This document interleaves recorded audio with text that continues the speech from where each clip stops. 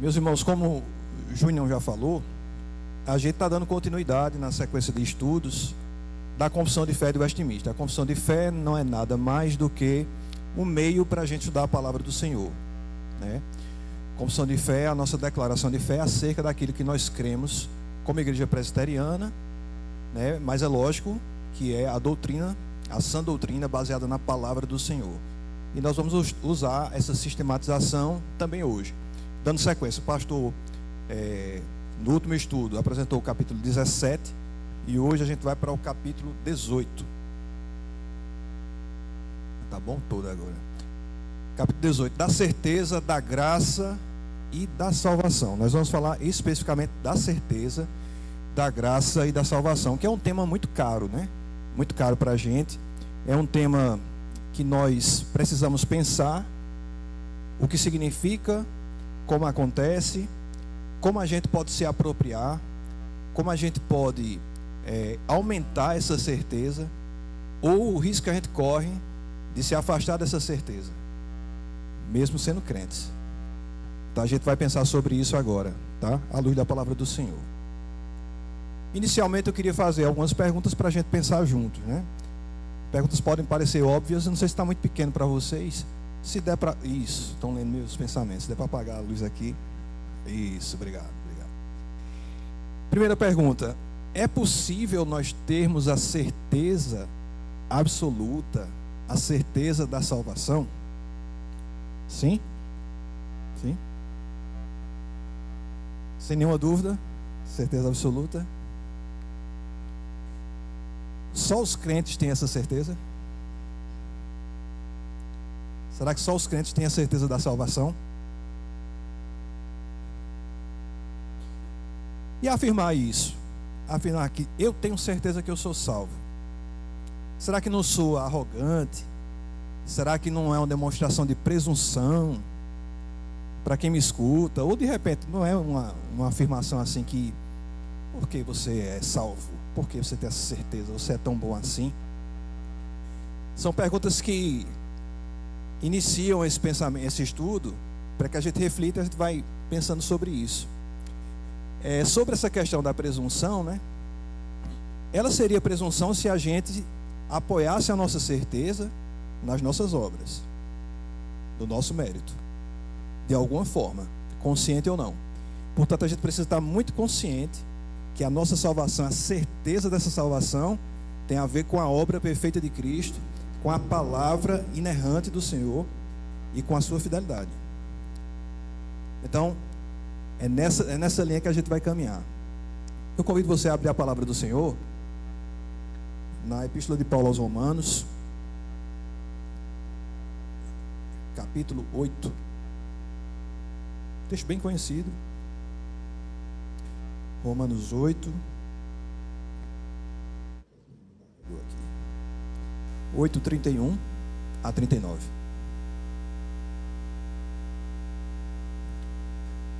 Romanos 8:31 a 39. Vamos ler juntos? Eu vou ler os ímpares e os irmãos os pares. Todos acharam? Amém? Diz assim a palavra do Senhor. Que diremos, pois, à vista destas coisas? Se Deus é por nós, quem será contra nós?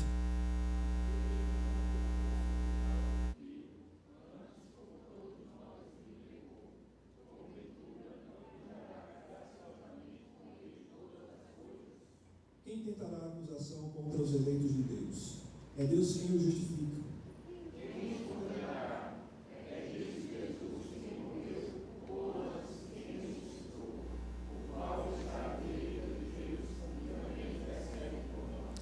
Quem nos separará do amor de Cristo? Será tribulação, ou angústia, ou perseguição, ou fome, ou nudez, ou perigo, ou espada?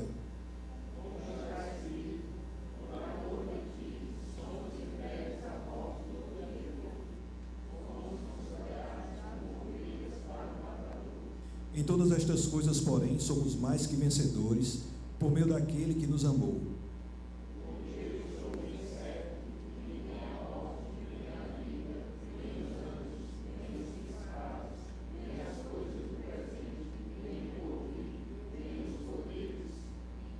Nem a altura, nem a profundidade, nem qualquer outra criatura poderá separar-nos do amor de Deus que está em Cristo Jesus, nosso Senhor? A nossa certeza, ela vem da palavra de Deus, daquilo que Ele diz. Então, a nossa certeza de salvação, o texto vai elucidar várias certezas acerca do amor de Deus, e que nada pode nos tirar do seu amor, de tudo aquilo que Ele fez por nós, da nossa redenção, da nossa salvação, da glorificação por vir, porque nada, nenhuma circunstância, nenhuma pessoa, nenhuma situação pode nos arrancar do amor de Deus. Então a nossa certeza, ela vem da palavra de Deus. A nossa certeza não tem a ver com um sentimento. Eu tenho certeza da salvação porque eu sinto no meu coração. Isso é perigoso, né? Não que ao saber eu não possa sentir. O ideal é que eu sinta. Se eu estiver emocionalmente saudável, é possível que eu sinta, sempre que eu refletir, ao ler a palavra do Senhor e o Espírito Santo testemunhando no meu coração, é bom que eu sinta. Mas pode ser que eu não sinta e seja salvo. E pode ser que alguém sinta no coração e não seja salvo. Eis aí a ilusão. Então, uma das formas de termos a certeza da salvação é por meio daquilo que o Senhor falou. Nada pode me separar do seu amor. Se Ele está falando isso, amém. Eu creio nisso. Entendo dessa forma. E o Espírito Santo testifica. Outra forma, antes da gente ir para outra forma, eu queria ainda ler outro texto. Está para todo mundo ver? João 6, 37, 40. Daqui dá para eu ver. Todo aquele que o Pai me dá, esse virá a mim. Palavras do próprio Jesus.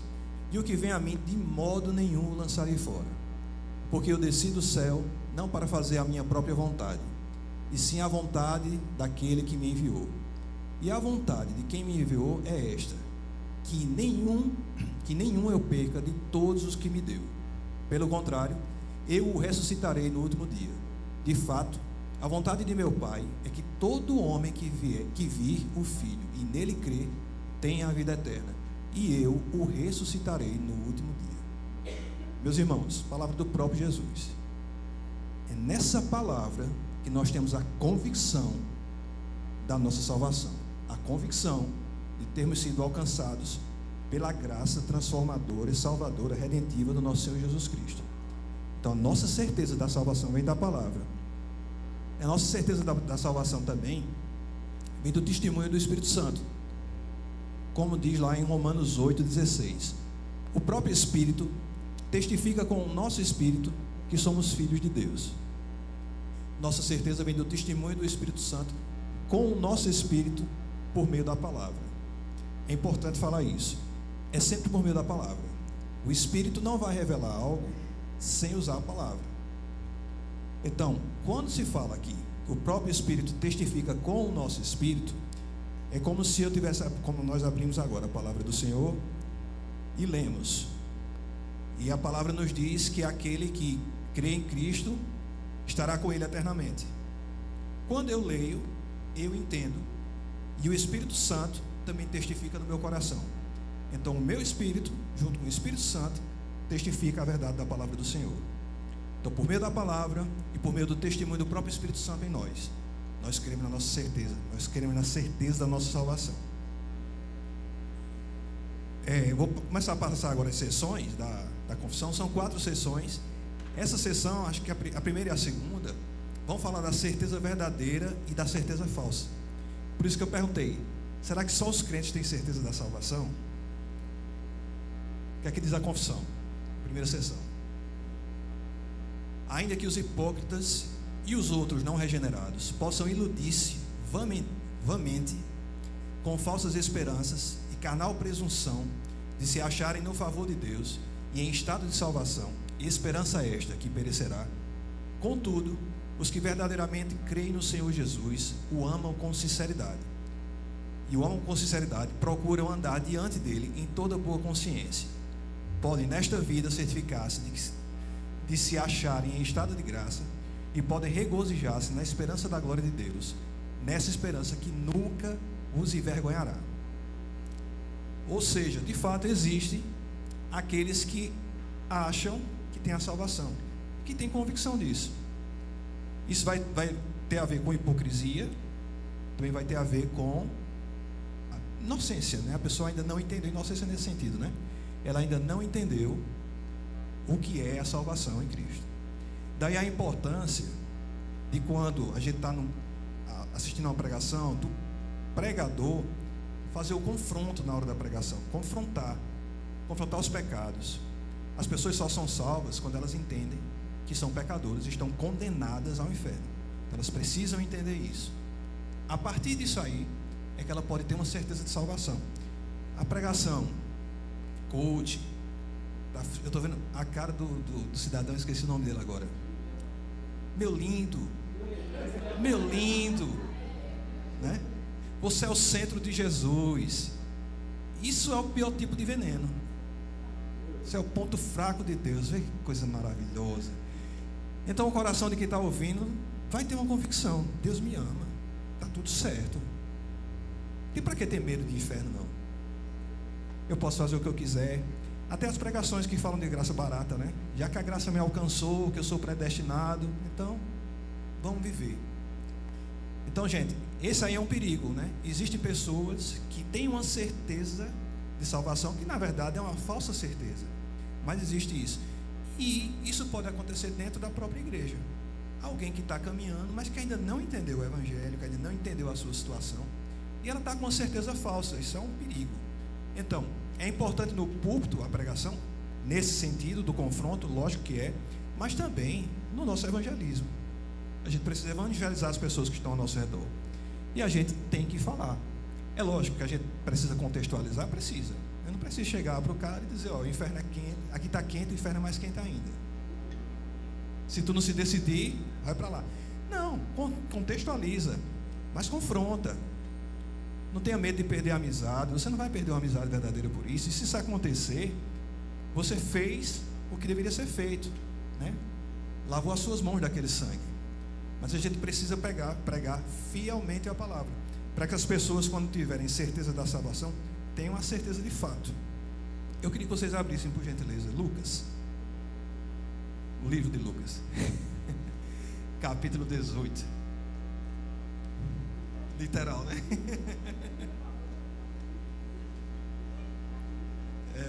Sim.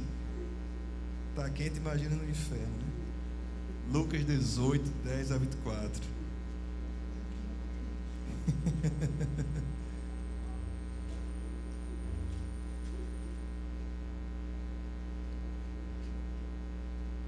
Espera aí. 18. Tô 10 a 14. Meu Deus, bichinho. 10 a 14. Quem encontrou? Lê, por gentileza.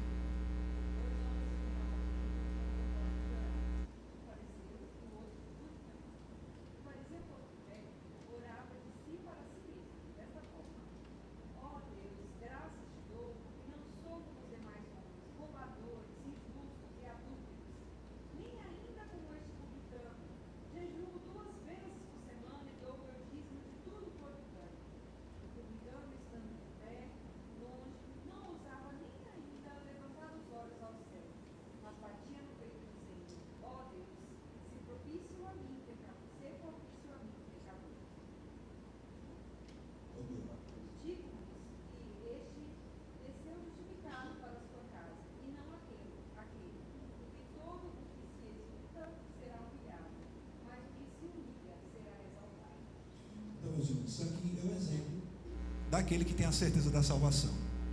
Só que é uma salvação, uma certeza hipócrita. O fariseu aqui está se colocando numa posição de dono de obras perfeitas, e por se achar dessa forma, se acha merecedor de Deus.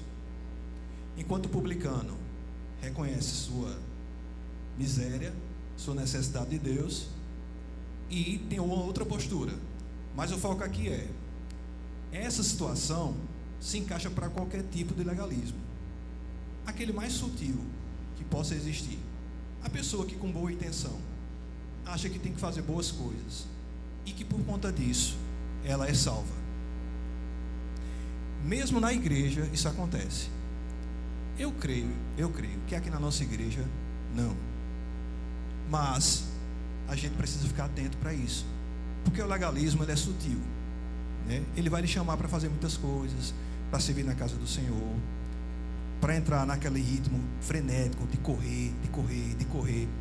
E muitas vezes você pode estar confundindo a sua salvação, que é por mérito de Cristo, na sua salvação, que seria por seu mérito, porque você se esforça.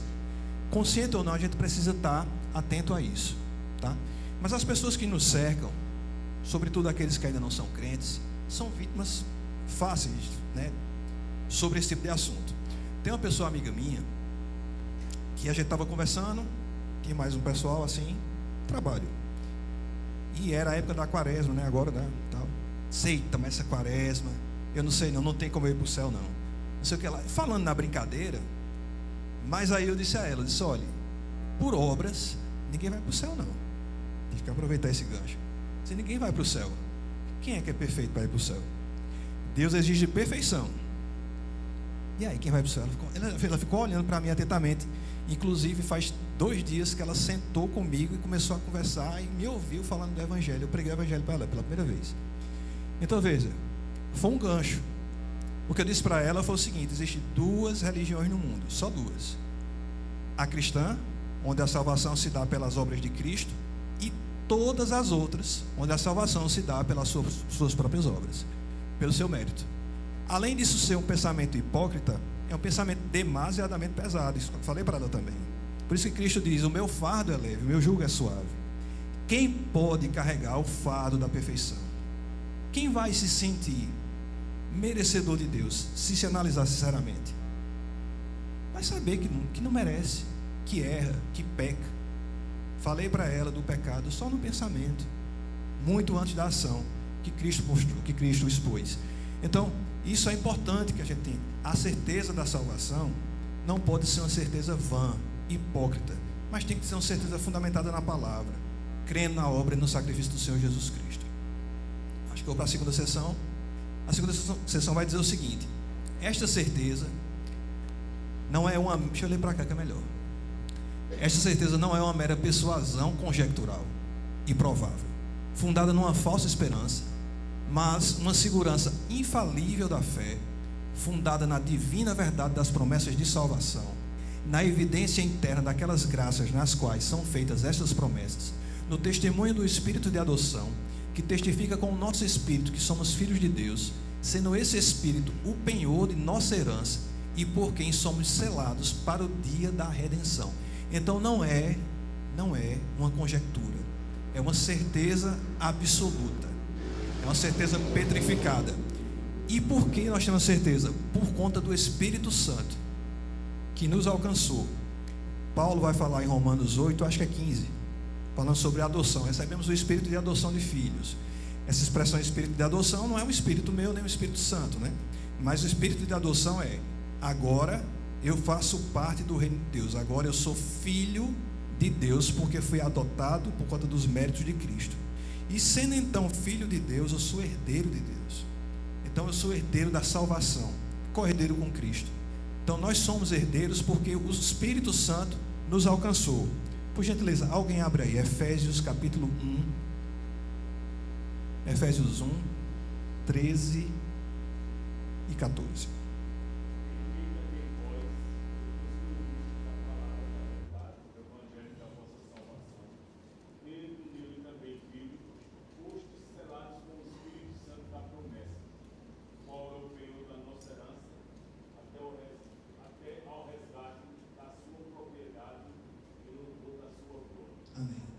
Ouvimos a palavra, o Espírito nos alcançou e Ele é o penhor da nossa salvação. Nós temos uma garantia eterna, que é o Espírito Santo. E é por isso que nós temos a certeza da salvação. E onde está a diferença, já que eu falei de uma verdadeira certeza e de uma falsa certeza?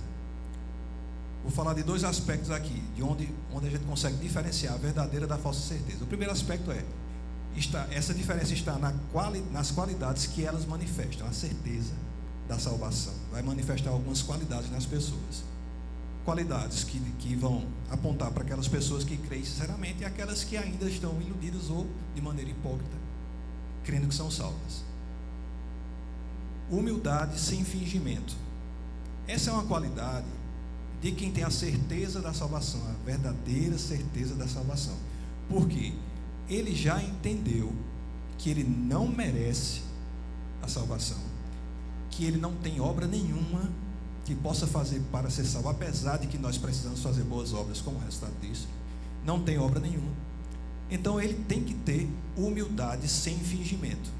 E quanto mais, a gente vai ver que tem grau, quanto mais certeza da salvação eu tiver, mais humilde eu tenho que ser, de maneira que você consegue, lógico, ver no outro a certeza da salvação dele, mas você consegue ver em você. Você precisa fazer esse olhar. Eu estou mais humilde, eu estou mais orgulhoso, eu estou mais envaidecido, eu estou humilde, me lembrando que eu sou falido espiritualmente. Esqueci o nome do pastor Batista, que usa muito essa expressão. Nós precisamos declarar nossa falência espiritual. Nós somos falidos. Quem nos resgata é o dono de toda a riqueza espiritual, que é o nosso Senhor Jesus Cristo. A gente primeiro declara essa falência para poder depender totalmente de Cristo. E a partir de Cristo nós somos ricos espiritualmente. Nós transmitimos graça, nós somos sal, nós somos luz, mas isso não vem de nós, vem do Senhor. Em oposto, a falsa certeza vai gerar um orgulho espiritual, que foi o que a gente acabou de ler no capítulo de Lucas. Vai gerar um orgulho espiritual, porque a pessoa vai se achar, né? Vai ter uma empáfia nessa pessoa, né? Eu já convivi com pessoas até mais antigas assim, família, tudo, que a gente percebe, né, essa coisa das obras, do legalismo, né, muito atrelada à salvação a isso. Vai te converter, fulano, nem ora, não vai para a igreja, né? E a gente percebe que a pessoa do outro lado acha que ela faz o que é certo e que por isso ela e ele não. Mas a gente percebe, porque não tem como não ser hipócrita, por mais que a pessoa nem perceba, né, que está sendo hipócrita, não. Mas a outra pessoa também tem suas falhas e talvez não tenha entendido direito o evangelho, né? O padrão de Deus é perfeito. Quem é perfeito? Ninguém. Então o orgulho não faz sentido, e é de quem tem essa falsa certeza. Crescente diligência versus indolência e permissividade. A crescente diligência é: quem tem a certeza genuína da salvação vai ter interesse em obedecer a Deus cada vez mais, vai ter interesse em ser mais santo, vai ter interesse em ter vida de comunhão com Deus, ler a palavra, orar, ouvir pregações saudáveis, participar dos sacramentos da igreja. Por meio dessa obediência, por meio de uma santificação progressiva, essa pessoa demonstra diligência. Então, uma das qualidades de quem tem essa verdadeira certeza é a crescente diligência. Do outro lado da falsa certeza, nós temos a indolência, né, que é aquela indisposição moral. A pessoa não se esforça para mudar nada moralmente falando. E a permissividade, né, que é aquela coisa banda voou, que muitas igrejas, inclusive de um ramo mais radical das igrejas reformadas, tem essa ideia de permissividade, né, da graça barata. Então é também um risco. Sincero autoexame e desejo de ser sondado e corrigido por Deus. Se eu tenho a certeza da salvação, eu vou ter interesse em me autoexaminar com constância, em que Deus me sonde e mostre para mim onde é que eu estou errando, porque eu sei que eu sou carente da ação do Senhor. Então eu preciso me avaliar para que eu possa melhorar, para que eu possa mudar, porque isso é o nosso chamado. A santificação é progressiva. Então essa é uma qualidade de quem já tem essa verdadeira convicção, o autoexame, de ser corrigido por Deus e de ser exortado pelos irmãos. Como é difícil encontrar pessoas com o coração aberto para a exortação, para receber a exortação. Isso é lógico, quem exorta tem que ter amor, quem exorta tem que entender que também é pecador, tem que agir com misericórdia, mas a gente tem que estar com o coração aberto para ouvir. Meu irmão está vendo que eu estou errando, chega lá, Neno, acho que está vacilando nisso aqui. Eu tenho que escutar, gente. Eu tenho que ter esse desejo de me autoavaliar e de ser corrigido, exortado. É assim que Deus corrige. Não é assim que o discipulado acontece? O discipulado não é uma caminhada. Eu estou sendo discipulado por Evans, em casa. Acho que é a minha principal discipuladora. Está me vendo o dia todo, sabe os meus defeitos. Então, eu preciso ter humildade para ouvir. E vice-versa. Mas precisa. Porque senão você não se edifica, né? Essa é uma qualidade que advém da certeza da salvação. Oi. Pode. De forma simplista, eu acredito. Simplista, eu vi uma pessoa falando esses dias que as boas obras não são para a nossa salvação. A salvação faz com que nós façamos boas obras. Então, nós não fazemos boas obras para nos salvar, mas nós somos salvos para fazer boas obras. Isso é consequência, como você tem falado. É uma consequência. Você é salvo para as boas obras, né? E a fé sem obras é morta, justamente porque é uma demonstração dessa fé. A gente vai ver que também as boas obras vão ter a ver com nosso interesse em aumentar a certeza da nossa salvação. Mas aí do outro lado, gente, uma qualidade de quem tem a falsa certeza é se satisfazer com a aparência. Então eu fujo do autoexame e eu quero apenas que as pessoas me vejam como tudo certo, santarrão, que é o farisaísmo. Então eu fujo dessa transformação, dessa lapidação, porque o que me interessa, na verdade, é o externo, não é o interno. Perenes aspirações por mais íntima comunhão com Deus. Que foi o que eu falei antes aqui, eu citei, né? A gente vai ter constantemente o desejo de aumentar a nossa intimidade com Deus. Há um grande vilão que luta contra isso, né? Que é o corre-corre, que é, fugiu a palavra agora, o ativismo. Então assim, é um grande vilão. Dependendo do momento profissional que você está, é mais complicado ainda. E tem horas que você vai ter que dizer não a coisas que você, não era o momento, né? Profissionalmente, sai agora, tal, né? Então, mas tem hora que a gente tem que abrir mão. A gente tem família para dar atenção, tem amigos para dar atenção, tem a igreja. Na igreja eu tenho a equipe que eu trabalho e eu preciso dar tempo também lá. Beleza, tudo você vai precisar ter tempo, mas você precisa administrar e precisa dizer não. Porque se você não está tendo uma vida de comunhão diária com o Senhor, 15 minutos de meditação, né, que seja, oração constante, busca do Senhor por meio da sua palavra, precisa reavaliar. Isso é um perigo para a vida de um cristão. Você se afasta de Deus, está muito perto de pecar. Se continuar, vai dar uma brechinha, vai fazer uma vez, Senhor me perdoe, daqui a pouco faz de novo. Então a gente tem que estar em constante comunhão com o Senhor. Por meio da oração, por meio da palavra, por meio da comunhão com os santos, então congregando, participando dos cultos, ouvindo a pregação, a gente tem que estar junto. A gente tem que lembrar o seguinte, é uma figura interessante. É como se a gente estivesse numa embaixada. E quando a gente sai da embaixada, a gente vai resolver outras coisas lá fora, tudo. Mas a gente está distante do nosso povo.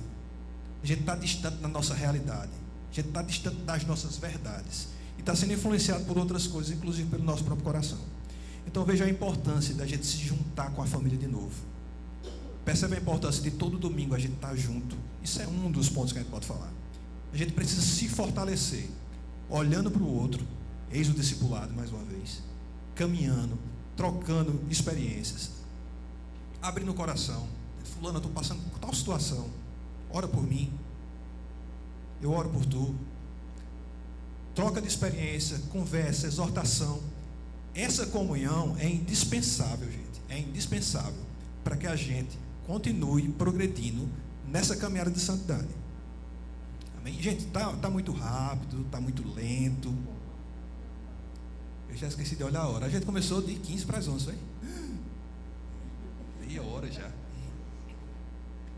Mas um aspecto, né, que vai fazer a diferença, vai diferenciar a certeza verdadeira da certeza falsa, que é a base dessa certeza.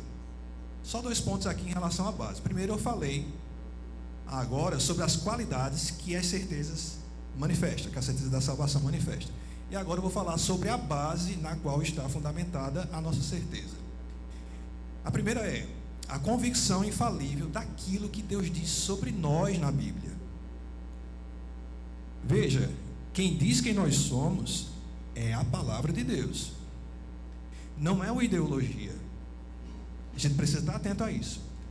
Muitas vezes eu falo sobre ideologia porque a ideologia é sutil, ela está por aí, está espalhada. O humanismo é muito forte de hoje, né?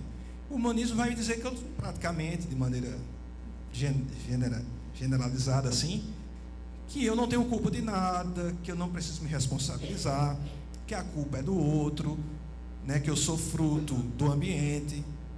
Eu não contamino o ambiente que me contamina. Eu sou vítima, né? A culpa é dos meus pais, que me criaram desse jeito, me criaram do outro. Então, assim, a gente precisa estar atento. O que é que a palavra de Deus diz sobre mim? Quem eu sou?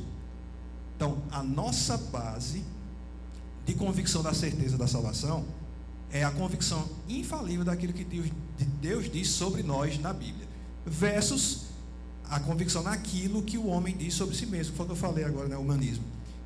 Do outro lado, das pessoas que ainda não têm a salvação genuína, que tenham a certeza de salvação, elas estão se baseando em ideias, geralmente, ideias humanistas, né? Ideias distorcidas de outras religiões também, como eu já falei, de legalismo, de moralismo, né? E por isso acreditam serem salvas. Se eu sou o centro de Jesus, então, para que me preocupar com mais nada? Eu sou bom, porque Deus me colocou no centro. O homem é o ponto fraco de Cristo, não é isso? Você é o ponto fraco de Jesus?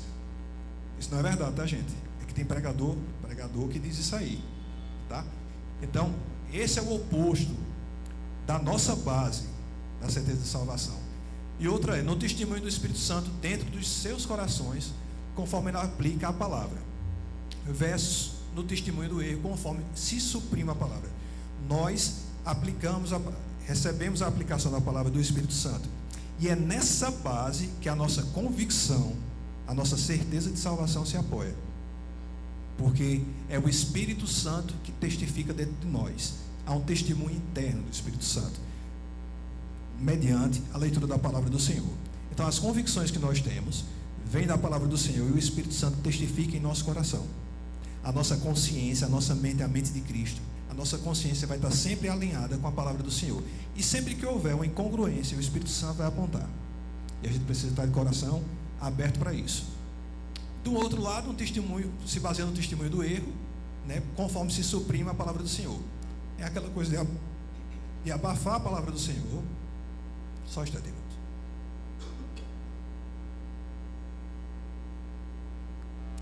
É aquela coisa de abafar a palavra do Senhor quando ela me confronta, quando ela não é palatável.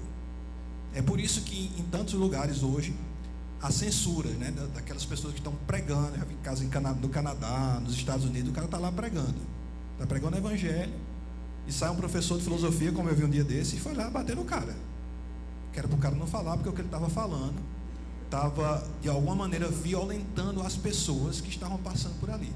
O cara estava falando do evangelho. Agora o evangelho vai dizer que nós somos pecadores e que estamos condenados ao inferno, porque Cristo falou. Então Cristo é bom até o momento que ele não fala nada contra mim, contra o meu caráter. Então essa é a diferença da base na qual se fundamenta a nossa certeza da salvação. Na seção de número 3, que já é a penúltima, tá, gente? Ela vai falar sobre a certeza, sobre que a certeza leva o salvo a atitudes confirmadoras. Ou seja, a certeza da salvação vai me levar a ter atitudes que confirmam que eu tenho a salvação em Cristo Jesus. Terceira seção diz o seguinte: esta segurança infalível não pertence de tal modo à essência da fé, que um verdadeiro crente, antes de possuí-la, não tenha de esperar muito e lutar com muitas dificuldades. Contudo, sendo pelo Espírito Santo habilitado a conhecer as coisas que lhe são livremente dadas por Deus, ele pode alcançá-la. Alcançar quem? Essa segurança infalível, sem revelação extraordinária, no devido uso dos meios ordinários. Meios ordinários, palavra do Senhor, oração, comunhão, a ceia, os sacramentos, ceia, batismo. Meios ordinários, a própria palavra. É por meio dela que a gente tem a certeza da salvação. Ele está falando aqui, trocando em miúdos, que a segurança, que é infalível, ela não pertence de tal modo à essência da fé, que um verdadeiro crente, antes de possuí-la, não tenha de esperar muito e lutar com muitas dificuldades. Ou seja, primeiramente, essa segurança não é essencial à fé salvadora. Alguém pode ser salvo, e não ter certeza da salvação, ou tê-la de maneira muito pequena. A gente tem casos na Bíblia, inclusive, já vou citar. Então não é essencial. E também, para o verdadeiro crente, via de regra, ele vai demorar um tempo e vai enfrentar muitas dificuldades. Por exemplo, lutando contra o pecado, lutando contra a tentação, lutando contra as circunstâncias, para que finalmente ele vá evoluindo e consiga ter uma convicção: eu sou salvo. Porque a depender das situações que ele enfrenta, ele vai titubear: será que eu sou salvo mesmo? Isso não quer dizer que ele não é salvo. Contudo, sendo pelo Espírito Santo habilitado a conhecer as coisas que lhe são livremente dadas por Deus, ele pode alcançar essa segurança infalível por meio de uma revelação ordinária, não necessariamente extraordinária. Continuando aí na terceira seção. É, pois, dever de todo o fiel fazer toda a diligência para tornar certas a sua vocação e eleição, a fim de que, por esse modo, seja o seu coração, no Espírito Santo, confirmado em paz e gozo, em amor e gratidão para com Deus, em firmeza e alegria nos deveres da obediência, que são os frutos próprios desta segurança. Este privilégio está, pois, muito longe de predispor os homens à negligência. Ou seja, de posse disso, é dever meu ser diligente, observar, obedecer os mandamentos do Senhor, crescer em conhecimento do Senhor. E quando eu faço isso, eu estou confirmando, eu estou demonstrando, certo? Que eu tenho a certeza da salvação. E não só isso, essa certeza da salvação aumenta, porque à medida que eu me vejo praticando o que é bom, fugindo do que é mal, aprendendo mais de Deus, me apropriando das graças que o Senhor nos dá, mais eu consigo perceber que, rapaz, eu sou salvo. Não sou mais desse mundo, não. Deus me alcançou. Sabe quando a gente se converte, o primeiro amor, que você está, né? Aquela empolgação, Deus me transformou. Cada um vai ter sua história, né? Eu tinha uma história totalmente avessa a Deus, à igreja, e Deus me transformou de uma maneira que eu deixei vícios que eu nunca me vi sem Ele, né? Vícios comuns, tá? Vícios sociais, assim, mas bebedeira e tudo mais, que eu não me via mais sem eles. Eu não me via, mas Deus me resgatou de uma maneira. Eu passava uma semana sem beber, só Deus. Eu trabalhava para esperar a quinta, a sexta, o sábado e o domingo, que era o dia que eu bebia. Mas quando eu me converti, quando Deus me alcançou, no dia que eu cheguei lá em cima e confessei a minha fé, nunca mais eu tive vontade. Veja como é. Já bebi? Já bebi. Uma taça de vinho, uma taça de champanhe, inclusive para me testar, para saber, né? Será que eu tomo sem ter necessidade de avançar? Já tomei para confraternizar. Beber não é pecado, mas aquela vontade, aquela necessidade que eu tinha, porque era um vazio existencial tão grande que eu ficava esperando um momento de agora eu vou encher a cara, eu vou me divertir, para abafar. Então veja, Deus me transformou de uma maneira assim extraordinária. E quando eu me vi tão mudado, eu disse, rapaz, eu sou salvo. Da mesma forma, quando a gente é diligente e vai crescendo na comunhão com Deus, vai crescendo na santidade, vai crescendo no conhecimento, vai crescendo no temor a Deus, a gente consegue perceber com mais clareza. O Espírito Santo testifica: você é meu, você é dos meus, você é sal, você é luz, você faz diferença. Então, além de ser uma consequência da certeza da fé, é também um reforço da certeza da minha fé. Entende? É uma via de mão dupla. Avançando para a quarta sessão, Lições da terceira sessão. Como eu disse, um homem pode ser um crente verdadeiro, ainda que lhe falte a certeza infalível de que o seja. Então a pessoa pode ser um recém-convertido, que foi convertido em outras circunstâncias. Uma pessoa que foi criada na igreja, que tomou sua decisão recentemente, e ela não tem lá essa convicção toda. Quero me lembrar da passagem agora, em Lucas, que Jesus é abordado por um homem que é pai de um jovem endemoniado. E ele chega para Jesus e diz assim: se o Senhor puder curá-lo, cura. Jesus diz: se eu puder, tudo é possível ao que crê. Aí ele disse: eu creio, diz assim, em lágrimas, chorando, eu creio, me ajuda na minha falta de fé. Ou seja, ele cria em Cristo, mas ele tinha fé pequena. Entende? Então, ele é salvo, mas ele não tem tanta certeza, sabe?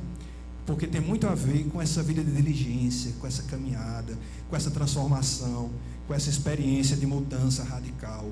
Então tem muito a ver com isso, né? A gente pode arriscar, achou? Lucas 9, né? Então, qual o texto? 9? 9:37. Lembra, gente?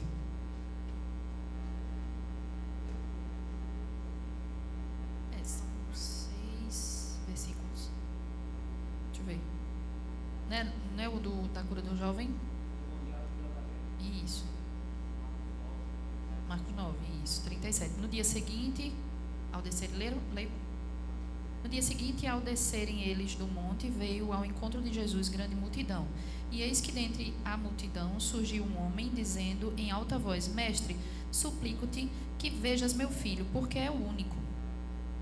Um espírito se apodera dele, e de repente o menino grita, e o espírito o atira por terra.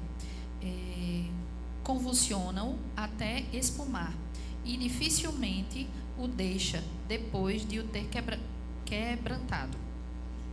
Continuo? Certo. Roguei aos teus discípulos que o expelissem, mas eles não puderam. Respondeu Jesus: geração incrédula e perversa, até quando estarei convosco e vós sofrerei? Traze o teu filho, ele diz, né? Quando se aproximando, o demônio atirou no chão e o... Como é? Convulsionou, desculpa. Eu estou sem óculos, gente. Mas Jesus respondeu o espírito imundo. Deixa eu ver. Mas Jesus respondeu ao espírito imundo, curvou o menino e o entregou ao seu pai. E todos ficaram maravilhados ante a majestade de Deus. Não tem o texto que tu falou, perdão. Pode ler, Jorge. 3.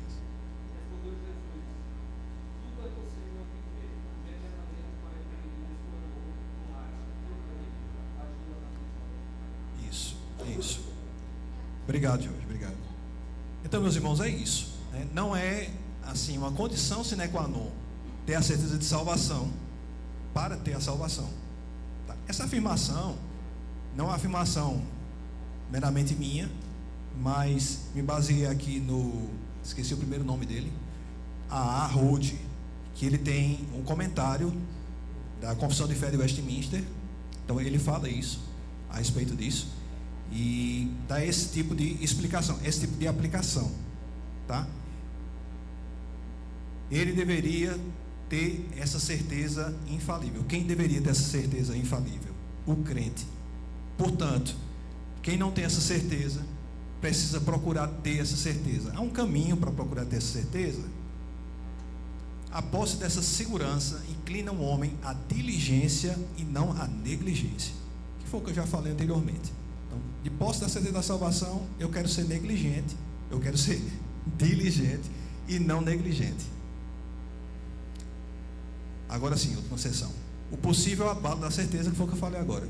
Por diversos modos, podem os crentes ter a sua segurança de salvação abalada, diminuída e interrompida, negligenciando a conservação dela, caindo em algum pecado especial que fira a consciência e entristeça o Espírito Santo, cedendo a fortes e repentinas tentações, retirando Deus a luz do seu rosto e permitindo que andem em trevas e não tenham luz, mesmo os que temem. Veja a seriedade do pecado, a seriedade de se afastar de Deus. De diversos modos, o crente pode perder a segurança da salvação ou tê-la diminuída. A segurança, a salvação não. Mas pense na angústia, né? Caminhar sem essa segurança. Repetir. Contudo, esses crentes, nunca ficam inteiramente privados daquela semente de Deus e da vida da fé, daquele amor a Cristo e aos irmãos, daquela sinceridade de coração e consciência do dever. Dessas bênçãos, a certeza de salvação poderá, no tempo próprio, ser restaurada pela operação do Espírito, e por meio delas, eles são, no entanto, suportados para não caírem no desespero absoluto. Percebe que quanto mais você se afasta da certeza da salvação, mais você vai para o lado do desespero. Já pensou que é um crente que não está com a certeza da salvação? Isso acontece, tá? Já vi um pregador falando isso, um pregador famoso, que passou por isso, né? Por um momento de esfriamento, e que ele começou a duvidar da própria salvação. Então veja o tamanho da angústia, né? Para o crente, será que eu sou salvo mesmo? Eu acho que alguém já pode ter passado por isso aqui, em algum momento na vida. Será que eu sou salvo mesmo? E se tudo isso for uma ilusão? E se tudo isso for um sistema fanático que foi criado? Então veja como é importante a certeza da salvação. Vou avançando, viu, gente? Algumas lições. Os possuidores de tal certeza podem ter abalada, diminuída e interrompida por causa da negligência, pecado, tentação ou provação. Cuidado, gente, com a negligência. Independentemente se o crente tem certeza ou não, ele tem a segurança da salvação. Por quê? Por causa da semente e operação de Deus nele. Então, é diferente. A segurança da salvação, mas não a certeza. A salvação está sustentada. Entende? Não é que ele sinta, ele sentiria com a certeza, mas essa segurança da salvação não é abalada. Os salvos nunca ficarão privados das bênçãos da certeza da salvação, ainda que esmoreçam. Algumas considerações. Primeiro, a certeza da graça e da salvação é uma fonte de consolo. Quando a gente está na caminhada, na nossa vida, lembrar de que pertencemos a Deus, de que somos salvos, de que isso aqui vai passar, é um consolo, é um conforto, principalmente a depender das circunstâncias. A gente passa cada circunstância na vida que a gente diz, meu Deus, ainda bem que eu vou morar no céu. Então é por aí, é um consolo, é necessário para nós. Então a gente precisa buscar isso, gente. Os meios de graça servem para nutrir essa certeza. Foi o que eu falei, os meios de graça: oração, palavra, comunhão com os santos, a Santa Ceia, o batismo. A gente precisa desses meios para nos nutrir. Sobretudo, leitura da palavra e oração, vida de intimidade com o Senhor. A diligência é uma consequência e uma prova de que somos salvos. Quanto mais diligentes, mais apropriados da certeza da salvação. Foi o que eu falei agora há pouco, né? Quanto mais a gente percebe que está avançando em santidade, em obediência ao Senhor, mais a gente se apropria dessa certeza da salvação. E veja como o nosso coração caminha mais feliz, mais tranquilo, mais alegre, quando a gente se apropria dessa certeza. A Confissão de Westminster, com material estritamente bíblico, constrói os parâmetros da nossa igreja. Isso aqui não era para estar aqui, não. Para de conta que eu não li nada. Agora, esse aqui sim. Conclusão. A palavra de Deus sobre suas promessas, o testemunho do Espírito e a diligência são a fonte da certeza da salvação. Palavra de Deus, testemunho do Espírito e a nossa parte, a diligência, são a fonte da certeza. Então, se eu quero ter certeza da salvação, eu preciso ter uma vida diligente, uma vida dedicada, uma vida de obediência. Esse é um desafio que humanamente é impossível, mas com o Espírito Santo é totalmente possível. Esse é o nosso chamado, tá, gente? O meu desejo é que o Senhor aplique isso à vida da igreja. Quando eu estava preparando essa lição, eu estava me lembrando e a ficha caindo, que agora eu sou presbítero da igreja, da IPBU. Disse, meu Deus, que missão! E o meu desejo é que essa igreja seja cada vez mais diligente. O Espírito Santo me incomodou para que eu seja mais diligente. E eu tenho plena convicção de que cada um que está aqui está ouvindo essa palavra da parte do Senhor, para que a gente se aplique na dedicação, à obediência, à leitura da palavra, à oração, à comunhão com Deus. Gente, é a partir disso aí que a igreja é saudável. É a partir disso aí que a igreja caminha com maturidade. É a partir disso aí que a gente evangeliza com propriedade. Então, esse é o meu desejo, que Deus aplique essa lição ao nosso coração. E eu vou me arriscar, passou da hora, tá? Mas eu vou me arriscar, essa é a bibliografia. Quem tiver alguma dúvida, pastor Claudio Novo. Hoje tem microfone? Tem.